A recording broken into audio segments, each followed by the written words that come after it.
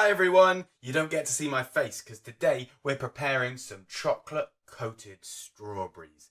Oh, so nice. And all you need for this is a bowl, a saucepan, a spatula, some strawberries, a square of tin foil, and some grated or chopped up bits of chocolate and a freshly boiled kettle right here.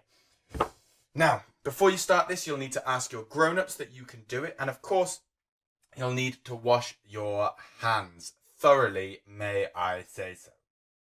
Let's get cracking.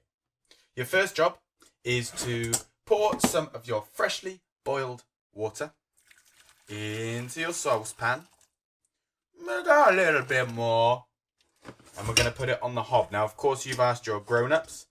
Apparently, I am a grown-up. And I'm going to get this to simmer. So I've put it on mine on a 7, but you might choose to put it a little higher or lower, depending on if you've got gas or not. Once I've done that, I'm going to put my bowl on top, and I'm going to pour in my chopped or grated chocolate. Now, you can use as much or as little as you like. I've gone with quite a lot there, just so that the strawberries are fully coated. Now, the reason why we don't just put the chocolate straight into the saucepan is because otherwise it would burn and stick to the bottom of the pan because the heat would be just too much. So we're putting a little bit of water in, and we're allowing the steam that bubbles off from the water to melt the chocolate. And we're going to use our spatula to keep stirring this to make sure that every single little bit of chocolate gets melted. So I'll leave that there for the moment. And you're going to have to wait a little while for this. So we might just wait for you.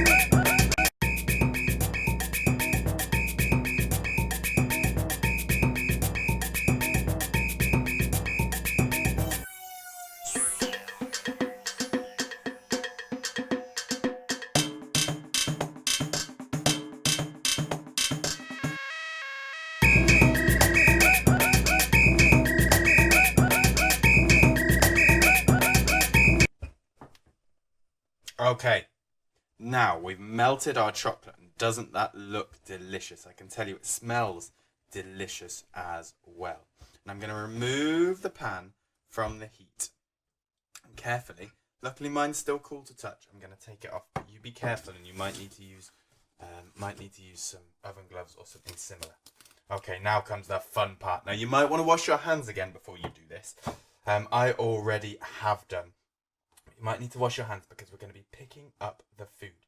So, leave that one in there. And what we need to do now is my favourite part of this whole exercise. Pick up the strawberry, dip and swirl. Now, it doesn't need too much because the strawberries are sweet enough, but we can dip and swirl. Good. Just as a little treat, place them on the baking foil, the aluminium foil, or whatever you're using. Oh, I want to eat them already. I want to eat them while they're warm, but if you wait, they can be even better. Now, I don't have too many strawberries here because I know that chocolate strawberries are a treat, and actually, the strawberries are delicious enough as they are. So these are just a little bit of a treat, and I've saved some strawberries for later on, so that I can have just strawberries on their own as a snack. Dipping them all in. Ooh. Maybe you can experiment this last one. I'm going to give it a good old swirl because it's the last one. And I'm allowed to lick my fingers after the last one.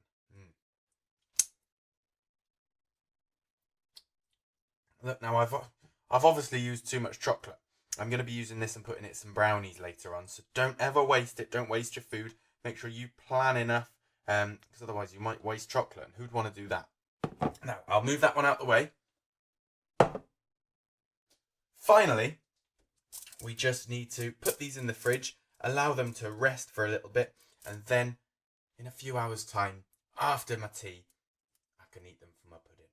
I hope you've had a really good time learning about how to make chocolate-coated strawberries. Really simple and lots of fun.